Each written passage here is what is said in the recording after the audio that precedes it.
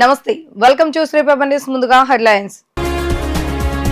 వంగవీటి మోహన రంగ 36వ వర్ధంతి కార్యక్రమంలో పాల్గొన్న రంగా తనయుడు వంగవీటి రాధా రంగా ఆశయాలను కొనసాగిస్తామని వెల్లడి. పులివెందులలో ప్రజా దర్బార్ నిర్వహించిన వైసీపీ అధినేత జగన్మోహన్ రెడ్డి. ప్రజల నుంచి స్వయంగా వినతి పత్రాలు స్వీకరిస్తున్న జగన్. దొంగతనాల కేసులో అంతర్జిల్లా పాత నేరస్తుడిని అరెస్టు చేశామన్న సిపి రాజశేఖర్ బాబు. నిందితుడి వద్ద నుంచి 26 లక్షల రూపాయల విలువైన ఆభరణాలు స్వాధీనం చేసుకున్నామన్న పోలీసులు. దివంగత వంగవీటి మోహన రంగ ఆశయాలను కొనసాగిస్తామని ఆయన తనయుడు వంగవీటి రాధ తెలిపారు. రంగ వర్ధంతిని పురస్కరించుకుని బందరూరులోని ఆయన విగ్రహానికి పలువురు నివాళులు అర్పించారు. ఈ సందర్భంగా రాధ మాట్లాడుతూ కులమతాలకు అతీతంగా రంగాను ఆరాధ్య దైవంగా కొలుస్తారని చెప్పారు. బందరోడ్లోని నిర్మలా హృదయ భవన్ వద్ద ఉన్న వంగవీటి మోహన రంగ కంస విగ్రహం వద్ద రంగ 36వ వర్ధంతి వేడుకలు జరిగాయి. వంగవీటి రాధాకృష్ణ రంగ విగ్రహానికి పూలమాల వేసి పూజా కార్యక్రమాలు నిర్వహించిన అనంతరం ఘననివాళులు అర్పించడం జరిగింది. ఈ సందర్భంగా ఆయన మాట్లాడుతూ ఒక వ్యక్తి ఒక సంస్థగా మారి అణగారిన వర్గాలకు రక్షణ గోడగా నిలిచారన్నారు. రంగ ఆశయాలను ముందుకు తీసుకెళ్లటమే అందరి ముఖ్య కర్తవ్యమని తెలిపారు. రంగ దివికెగిన 3.5 దశాబ్దాలు దాటినా ఆ స్ఫూర్తి ఇంకా రగులుతూనే సజీవంగానే ఉందని రాధా అన్నారు. ఈ కార్యక్రమంలో బొప్పన భవకుమార్, జనసేన బాధిత శంకర్, వివిధ డివిజన్లకు చెందిన మాజీ కార్పొరేటర్లు, రంగ అభిమానులు, రాధారంగ మిత్రమండలి కమిటీ సభ్యులు పెద్ద ఎత్తున పాల్గొన్నారు. ఈ సందర్భంగా కమిటీ ఆధ్వర్యంలో రూపొందించిన వంగవీటి మోహన రంగ నూతన సంవత్సర క్యాలెండర్ను ఈ కార్యక్రమంలో ఆవిష్కరించారు. ప్రాంతాలకు అతీతంగా, కులాలకు అతీతంగా ప్రతి ఒక్కళ్ళు ఆయన్ని ఒక ఆరాధ్య దైవంలాగా కొలుస్తున్నారు. తప్పకుండా రాను రోజుల్లో కూడా ఇవాళ ఏ ఐకమత్యంతో ఉన్నారో భవిష్యత్తులో కూడా అదే ఐకమత్యంతో ఆయన ఆశయ సాధన కోసం అందరూ కృషి చేయాలని చెప్పి కోరుకుంటూ రాధారంగ మిత్రమండలి, అలాగే రంగా యువసేన, ఇతరితర సంస్థలతోటి ప్రతి ఒక్కళ్ళు వాళ్ళ కార్యక్రమం చేస్తూ ఉన్నారు. వాళ్ళందరికీ హృదయపూర్వక ధన్యవాదాలు తెలియజేస్తా ఉన్నాను.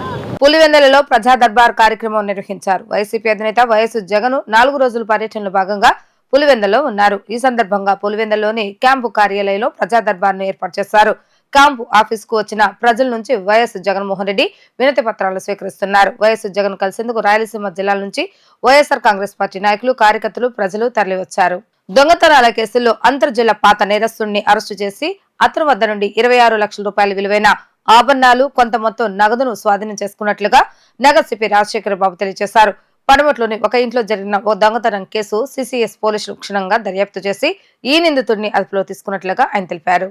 అంతర్జిల్లా పాత నేరస్తుని అదుపులోకి తీసుకుని అతని వద్ద నుండి 26 లక్షల రూపాయలు విలువ చేసే బంగారు ఆభరణాలు, కొంత నగదును స్వాధీనం చేసుకున్నట్లుగా నగర పోలీస్ కమిషనర్ ఎస్వి రాజశేఖర్ బాబు తెలిపారు. పోలీస్ కమాండ్ కంట్రోల్ రూమ్ లో విలేకరుల సమావేశం జరిగింది. ఈ సమావేశంలో ఆయన మాట్లాడుతూ పడమట్లో ఒక ఇంట్లో జరిగిన దొంగతనం కేసు సిసిఎస్ పోలీసులు క్షుణ్ణంగా దర్యాప్తు చేయగా పాత నేరస్తుడు చేసినట్లుగా తెలిసిందన్నారు. DCP crimes Tirumaleswara Reddy, crime ADCP M Rajarao ఈ కేసును ఛేదించినట్లుగా తెలిపారు. ఈ కేసులో నిందితుడు మోహన్ పై వివిధ జిల్లాల్లో పోలీస్ స్టేషన్లో 40కు పైగా కేసులు ఉన్నట్లుగా ఆయన తెలిపారు. కంచర్ల మోహన్ అలియాస్ రాజు అనే ఒక అంతర్రాష్ట్ర నేరస్తుడిని ఈరోజు పట్టుకోవడం జరిగింది. ఇతను దాదాపు 40 అఫెన్సెస్లో అంతకుముందు 40 అఫెన్సెస్ చేస్తున్నాడు. ముఖ్యంగా ఇతను హౌస్ బ్రేకింగ్ బై నైట్, అంటే రాత్రిపూట ఇంటి తాళాలు పగలగొట్టి ఇతను అఫెన్సెస్ చేస్తుంటాడు. ఆల్రెడీ ఇతని మీద 40 అఫెన్సెస్ ఉన్నాయి. ఇతను ఈ మధ్యన ఇంకొక 6 అఫెన్సెస్లో తస్కరించిన బంగారు ఆభరణాలు 349 గ్రాములు, అదేవిధంగా 1 లక్ష రూపాయల నగదుని అతని నుంచి స్వాధీనం చేసుకోవడం జరిగింది. ఇతను మనకు అక్టోబర్ 10వ తారీఖున విజయవాడ ప్రసాదంపాడు రవీంద్రబాద్ స్కూల్ ఎదురుగా ఎంఎస్ అపార్ట్మెంట్కి చెందిన ఫిర్యాది తన ఇంట్లో దొంగతనం జరిగిందని ఇచ్చిన సమాచారం మేరకు మనకు అప్పుడు పట్టమటి పోలీసు వాళ్ళు కేసు రిజిస్టర్ చేశారు. అతను రాత్రి 9 నుంచి ఉదయం 7:30 లోపల ఇతను కిటికీలో నుంచి మెయిన్ డోర్ యొక్క బోల్ట్ తీసి మెయిన్ డోర్స్ ఓపెన్ చేసి ఇంట్లోకి ప్రవేశించి బెడ్రూమ్లో కబోర్డ్లో ఉన్న 2 బంగారు నాన్తాడులు, అదేవిధంగా చెవిదిద్దులు, 2,20,000 రూపాయలు దొంగతనం చేశారు. దీని మీద కేసు నమోదు చేసి ఈ కేసుని సెంట్రల్ క్రైమ్ పోలీస్ వారికి బదిలీ చేయడం జరిగింది. ఎందుకంటే ఇది గ్రేవ్ క్రైమ్ కాబట్టి సిసిఎస్ వారు ఈ క్రైమ్ ఏదైతే ఉందో పట్టమటి పోలీస్ స్టేషన్లో జరిగిన నేరాన్ని వారు దర్యాప్తు చేస్తూ ముఖ్యంగా డీసీపీ క్రైమ్ తిరుమలేశ్వర రెడ్డి, అదేవిధంగా అడిషనల్ డీసీపీ రాజారావు పర్యవేక్షణలో క్రైమ్ ఏసీపీస్ వెంకటేశ్వర్లు, అదేవిధంగా లక్ష్మీనారాయణ వాళ్ళ సిబ్బందితో ప్రత్యేక బృందాలుగా ఏర్పడి ఈరోజు ఒక మంచి నేరస్తుని పట్టుకోవడం జరిగింది. మిగతా జిల్లా పోలీస్ యంత్రాంగానికి కూడా మనం చెప్పడం జరిగింది. ముఖ్యంగా ఇతని మీద విశాఖపట్నం, కాకినాడ, ఈస్ట్ గోదావరి, వెస్ట్ గోదావరి, కోనసీమ, రాజమండ్రి, ఏలూరు, కృష్ణా, ఎన్టీఆర్, గుంటూరు, ప్రకాశం, హైదరాబాద్ వీటిలో 40 కేసులు ఉన్నాయి. ఇప్పుడు మాకు దొరికిన ప్రాపర్టీ 26 లక్షల విలువ చేసే ప్రాపర్టీ ప్రకాశం జిల్లా ఒంగోలు తాలూకా పోలీస్ స్టేషన్లో ఒక దొంగతనం చేస్తున్నాడు.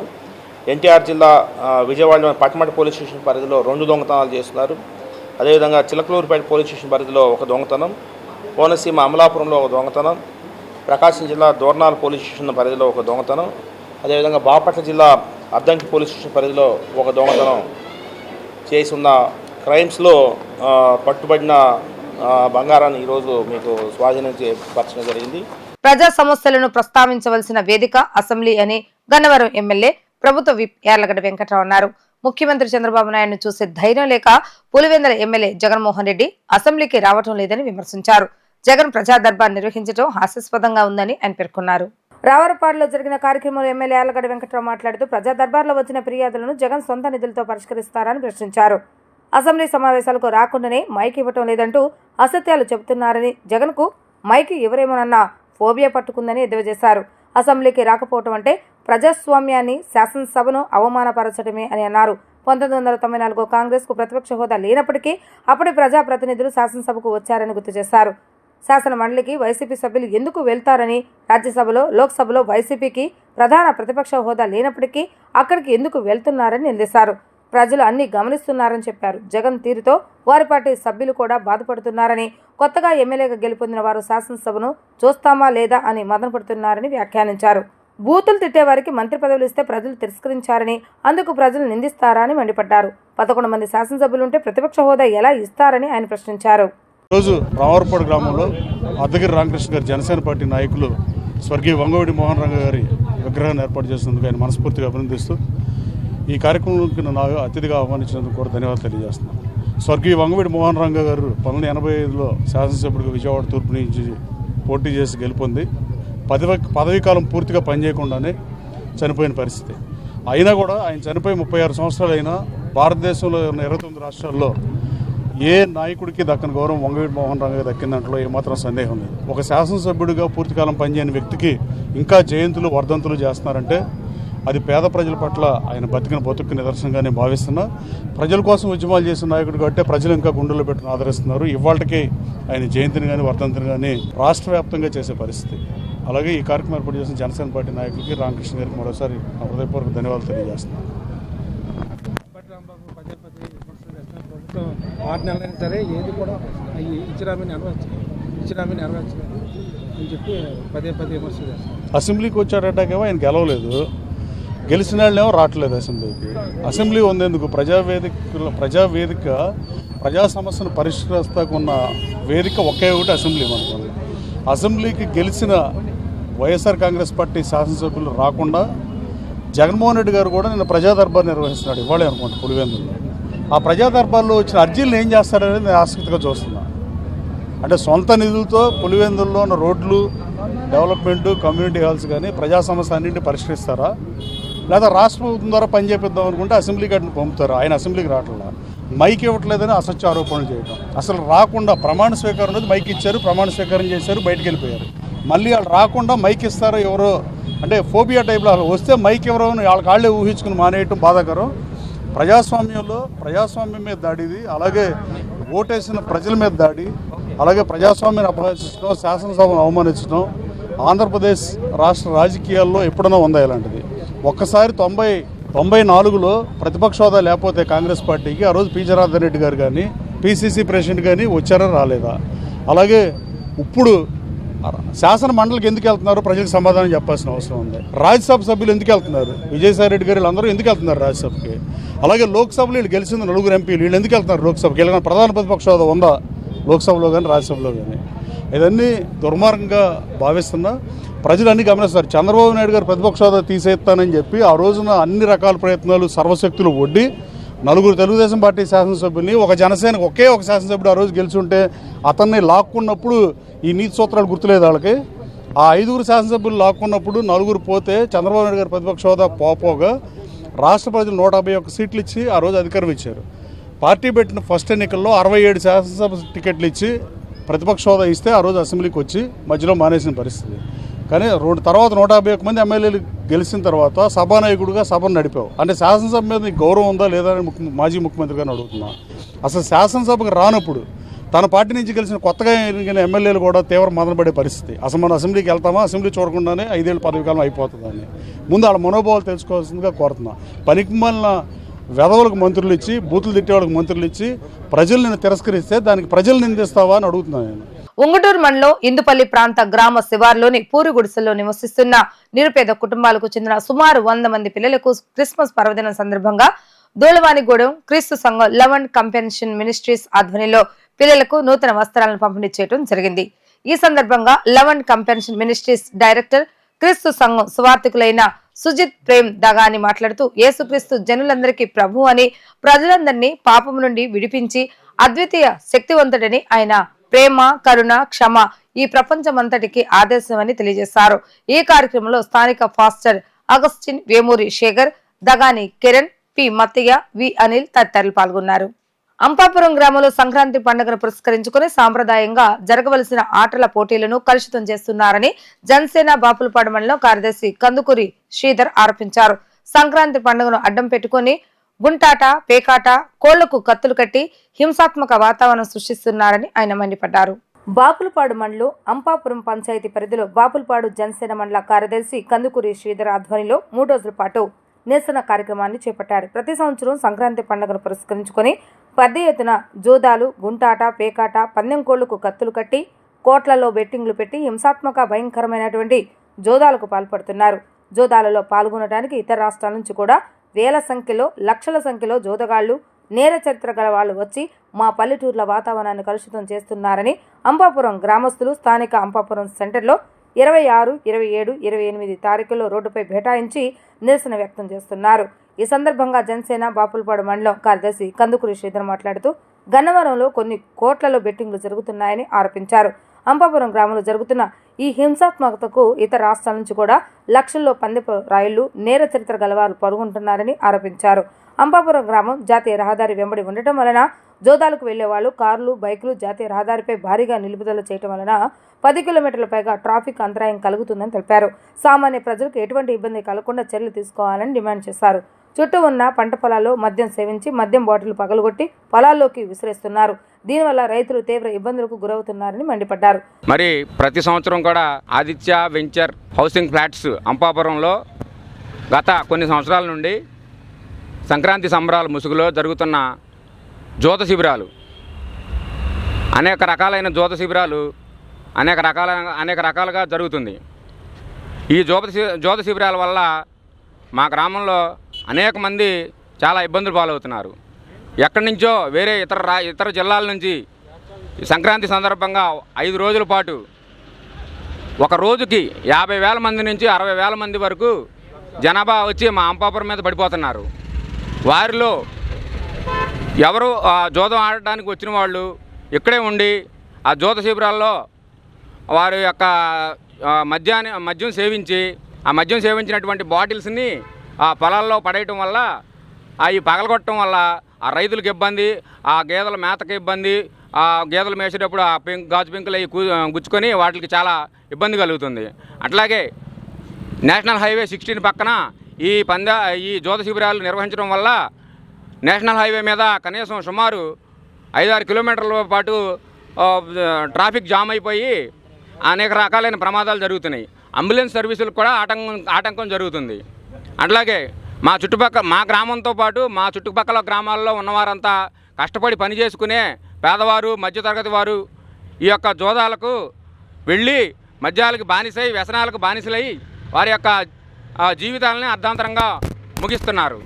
కాబట్టి ఇది మంచి ప్రభుత్వం. కాబట్టి ఈ మంచి ప్రభుత్వానికి మొన్న 21వ తేదీ డిసెంబర్ 2024వ తేదీన ప్రభుత్వానికి ఈ పై విషయాలు, ఇప్పుడు నేను చెప్పిన విషయాలన్నింటినీ తెలియపరుస్తూ నివేదిక రూపంలో అందరికీ కూడా లేఖను పంపడం జరిగింది. డీజీపీ గారికి, ఎస్పీ గారికి, తర్వాత లోకల్ పోలీస్ స్టేషన్కి, వీరవల్లి పోలీస్ స్టేషన్కి, పోతే హోంమంత్రి వంగలపూడి అనిత గారికి, జనసేన పార్టీ కేంద్ర కార్యాలయం మంగళగిరి వారికి, తెలుగుదేశం పార్టీ కేంద్ర కార్యాలయం మంగళగిరి వారికి, లోకల్ ఎమ్మెల్యే గారికి, ఎంపీ బాలశౌరి గారికి, అందరికీ అన్ని శాఖలకి కూడా మా ఊర్లో నిర్వహించబోయే జ్యోతి శిబిరాల నుండి మా అంపాపురం గ్రామాన్ని కాపాడాలని మేమందరం ముక్తఖండంతో ఖండిస్తున్నాము. గత వైసీపీ ప్రభుత్వంలో వరుసగా జరిగినాయి కదా పందాలు, మరి అప్పుడు చెప్పకుండా మీరు ఇప్పుడు చెప్తారు. ఇది మంచి ప్రభుత్వం కాబట్టి మేము చెబుతున్నామండి. ఇది మంచి ప్రభుత్వం, కూటమి ప్రభుత్వం వచ్చింది కాబట్టి ఈ కూటమి ప్రభుత్వం అయినా సరే ఇక నుంచి జ్యోతి శిబిరాలు నిర్వహించకుండా చర్యలు తీసుకుంటారని చెప్పి మేము మా గ్రామస్తులందరూ ముక్తఖండంగా ఖండిస్తున్నాం. రాష్ట్రంలో అగ్రిగోల్డ్ బాధితులకు సకాలంలో తగిన న్యాయం చేసేందుకు అవసరమైన చర్యలు తీసుకోవాలని ప్రభుత్వ ప్రధాన కార్యదర్శి నీరబ్ కుమార్ ప్రసాద్ అధికారులను ఆదేశించారు. ఈ కేసును వేగవంతంగా పరిష్కరించేందుకు గాను తగిన చర్యలు తీసుకోవాలని ఆయన కోరారు. రాష్ట్ర సచివాలయంలో అగ్రిగోల్డ్ ఆస్తులపై అధికారులతో సీఎస్ నీరబ్ కుమార్ ప్రసాద్ సమీక్షించారు. ఈ సందర్భంగా సీఎస్ మాట్లాడుతూ అగ్రిగోల్డ్ బాధితులు పోగొట్టుకున్న ఆస్తులను సకాలంలో వారికి తిరిగి చేర్చే విధంగా వివిధ కేసులు సత్వర పరిష్కారానికి తగిన చర్యలు తీసుకోవాలని ఏపీ, సిఐడి తదితర విభాగాల అధికారులను సీఎస్ నీరబ్ కుమార్ ప్రసాద్ ఆదేశించారు. ఈ సమావేశంలో CID IG Vineet Brijlal power point presentation చేస్తూ అగ్రిగోల్డ్ మోసానికి సంబంధించి మొత్తం 23 జీవోలను విడుదల చేయడం జరిగిందని తెలిపారు. ఈ కేసు 9 రాష్ట్రాలతో ముడిపడి ఉందని, ఈ కంపెనీ అన్ని రాష్ట్రాల్లో కలిపి 19,18,865 మంది డిపాజిట్దారుల నుండి మొత్తం సుమారు 6,380 కోట్ల రూపాయల వరకు వసూలు చేసి డిపాజిట్దారులను మోసానికి గురి చేసిందని వివరించారు. ఈ కేసును వేగవంతంగా పరిష్కరించేందుకు తగిన చర్యలు తీసుకుంటున్నట్లుగా ఆయన వివరించారు. బీసీల సంక్షేమంపై దృష్టి సారించిన నేత చంద్రబాబు నాయుడు అయితే పార్టీ రంగులు పూసిన జనరంగుల రెడ్డి అని బీసీ సంక్షేమ శాఖ మంత్రి సవిత అన్నారు. బీసీల ఫెడరేషన్లు ఏర్పాటు చేసిన ఘనత అన్న ఎన్టీఆర్దని ఆమె కొనియాడారు. ఆయనను స్ఫూర్తిగా తీసుకుని చంద్రబాబు నాయుడు కూడా బీసీలకు పెద్దపీట వేశారని ఆమె స్పష్టం చేశారు. టీడీపీ జాతీయ కార్యాలయంలో విలేకరుల సమావేశం మంత్రి సవిత మాట్లాడుతూ జగన్ అధికారంలోకి రాకముందు నా బీసీలు అంటూ గొంతు చించుకొని ఓట్లు వేయించుకున్నారని, ఆ తర్వాత రంగులు మార్చాడని ఆరోపించారు. జగన్ వస్తే జాబ్ వస్తుందని చెప్పి ఓట్లు వేయించుకొని ఆ తర్వాత యువతను మోసం చేశాడని ఆగ్రహాన్ని వ్యక్తం చేశారు. జగన్ది అసమర్థ పాలన అయితే చంద్రబాబు నాయుడిది కార్యాచరణ పాలనని అన్నారు. సీఎం ఆదేశాల మేరకు సీడ్ యాప్ ద్వారా 10,000 మందికి ఉపాధి చూపించబోతున్నామని తెలిపారు. బీసీలకు 39,700 కోట్ల నిధులు కేటాయించిన ఏకైక ప్రభుత్వం ఎన్డీఏ కూటమి ప్రభుత్వమని, వైసీపీ ప్రభుత్వం బీసీలకు బడ్జెట్ కేటాయింపులో అన్యాయం చేసిందని, బీసీ హాస్టల్ పరిస్థితిని దారుణంగా మార్చేసిందని ఆమె అన్నారు. మరి గత ప్రభుత్వం నా బీసీలు, నా బడుగు బడిహీన వర్గాలను ఓటేయించుకుని బీసీల ద్రోహి ఎవరో మనందరికీ తెలుసు. మరి ఈ 6 నెలల్లోనే బీసీలకు గుర్తించి బీసీలు అన్ని రంగాల్లోనూ ముందుండాలని కోరుకునే ప్రభుత్వం ఎన్డీఏ ప్రభుత్వం. మరి ఎన్డీఏ ప్రభుత్వంలో బీసీలు రాజకీయంగా కూడా గత ప్రభుత్వంలో ఏం చేశారో మనకు తెలుసు. నామినేటెడ్ పోస్టులు బీసీలు కేటాయించే 34% 24% తగ్గించి రాజకీయంగా బీసీలు ఎదగకూడదన్నదే గత ప్రభుత్వ లక్ష్యం.